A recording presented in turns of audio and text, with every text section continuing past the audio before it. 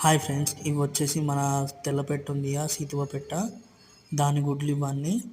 అలాగే దీంట్లో 3 గుడ్లు అయితే మన కర్ర పెట్టెవి కూడా కలిపాను, ఎందుకంటే గుడ్లు తక్కువగా ఉన్నాయి కదా, అందుకని మొత్తం 10-15 గుడ్లు అట్లా వేసాను.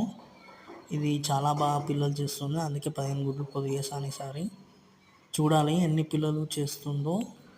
నేను ఎప్పుడు ఇదే తట్టలో అయితే పొదిగేస్తాను, మంచిగా కింద ఇసుక పోసి పైన ఎండుగడ్డేసి దానిపైన ఎగ్స్ అయితే పెడతాను.